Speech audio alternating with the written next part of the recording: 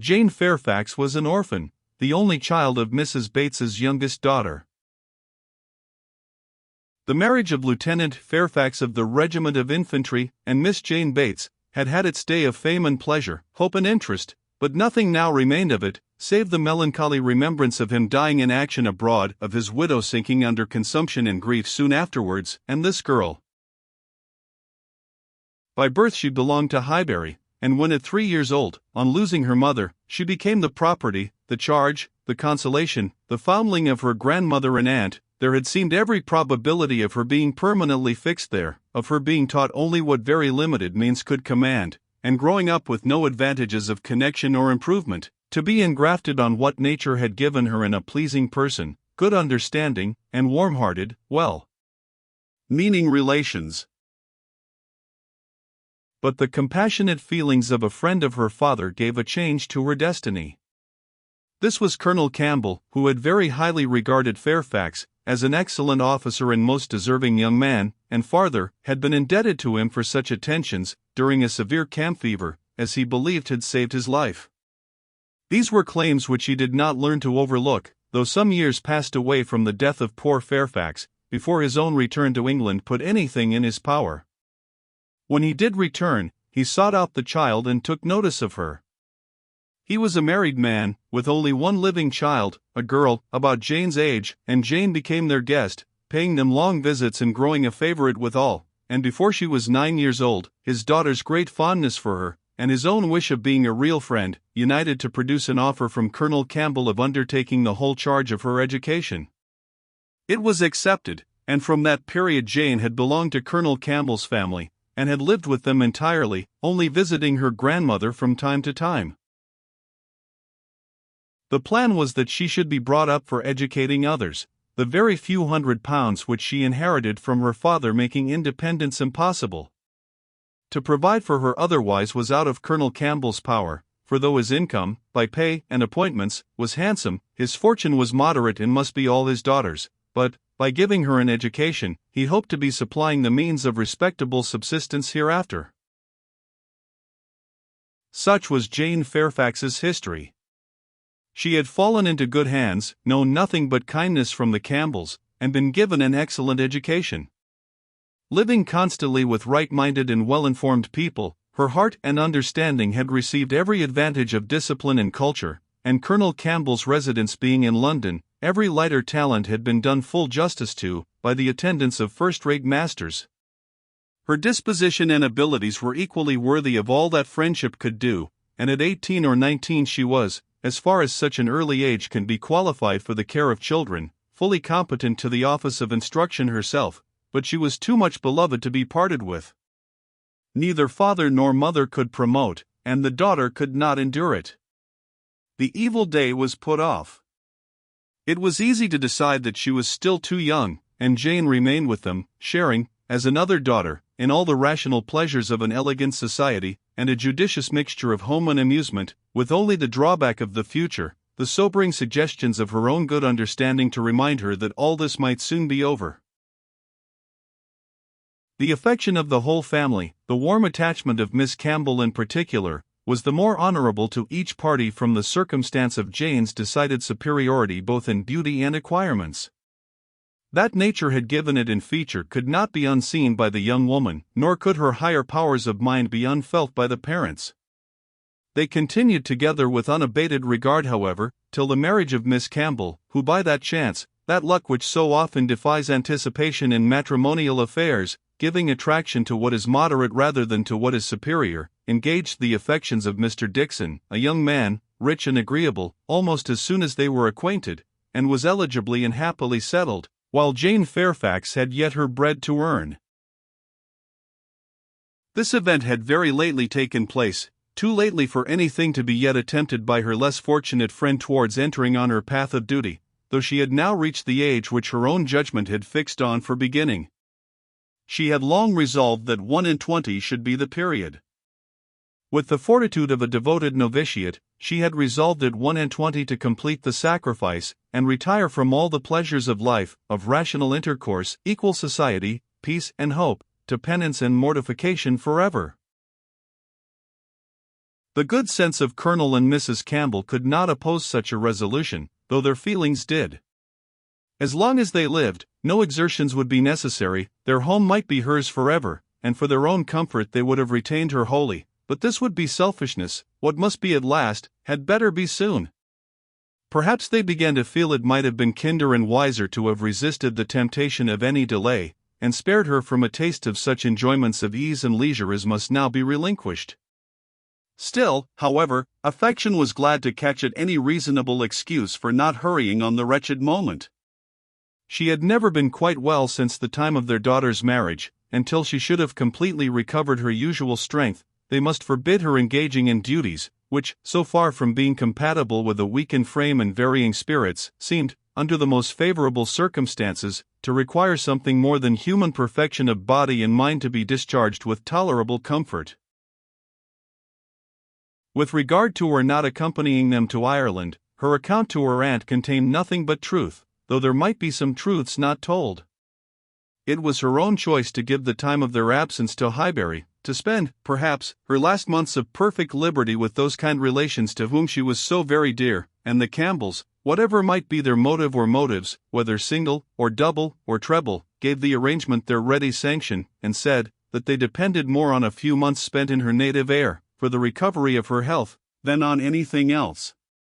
Certain it was that she was to come, and that Highbury, instead of welcoming that perfect novelty which had been so long promised it, Mr. Frank Churchill must put up for the present with Jane Fairfax, who could bring only the freshness of a 2 years' absence. Emma was sorry to have to pay civilities to a person she did not like through 3 long months, to be always doing more than she wished, and less than she ought.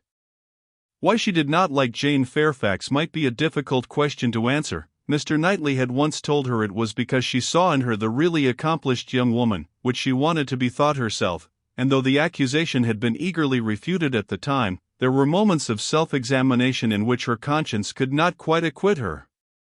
But she could never get acquainted with her, she did not know how it was, but there was such coldness and reserve, such apparent indifference whether she pleased or not, and then, her aunt was such an eternal talker, and she was made such a fuss with by everybody, and it had been always imagined that they were to be so intimate, because their ages were the same, everybody had supposed they must be so fond of each other. These were her reasons, she had no better. It was a dislike so little, just every imputed fault was so magnified by fancy, that she never saw Jane Fairfax the first time after any considerable absence, without feeling that she had injured her, and now, when the due visit was paid, on her arrival, after a 2 years' interval, she was particularly struck with the very appearance and manners, which for those 2 whole years she had been depreciating. Jane Fairfax was very elegant, remarkably elegant, and she had herself the highest value for elegance. Her height was pretty, just such as almost everybody would think tall, and nobody could think very tall, her figure particularly graceful, her size a most becoming medium, between fat and thin, though a slight appearance of ill health seemed to point out the likeliest evil of the two. Emma could not but feel all this, and then, her face, her features, there was more beauty in them altogether than she had remembered. It was not regular, but it was very pleasing beauty. Her eyes, a deep gray, with dark eyelashes and eyebrows, had never been denied their praise, but the skin, which she had been used to cavil at, as wanting color, had a clearness and delicacy which really needed no fuller bloom. It was a style of beauty, of which elegance was the reigning character, and as such, she must, in honor, by all her principles, admire it, elegance, which, whether of person or of mind, she saw so little in Highbury. There, not to be vulgar, was distinction and merit. In short, she sat, during the first visit, looking at Jane Fairfax with twofold complacency, the sense of pleasure and the sense of rendering justice, and was determining that she would dislike her no longer. When she took in her history, indeed, her situation, as well as her beauty, when she considered what all this elegance was destined to, what she was going to sink from, how she was going to live, it seemed impossible to feel anything but compassion and respect, especially, if to every well-known particular entitling her to interest, were added the highly probable circumstance of an attachment to Mr. Dixon, which she had so naturally started to herself. In that case, nothing could be more pitiable or more honorable than the sacrifices she had resolved on. Emma was very willing now to acquit her of having seduced Mr. Dixon's affections from his wife, or of anything mischievous which her imagination had suggested at first. If it were love, it might be simple, single, successless love on her side alone.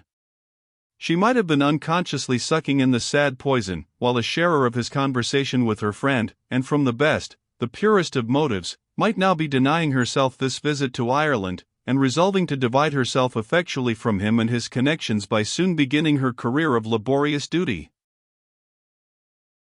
Upon the whole, Emma left her with such softened, charitable feelings, as made her look around in walking home, and lament that Highbury afforded no young man worthy of giving her independence, nobody that she could wish to scheme about for her. These were charming feelings, but not lasting.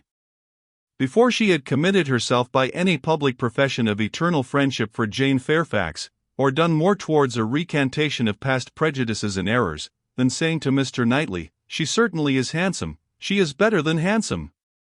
Jane had spent an evening at Hartfield with her grandmother and aunt, and everything was relapsing much into its usual state.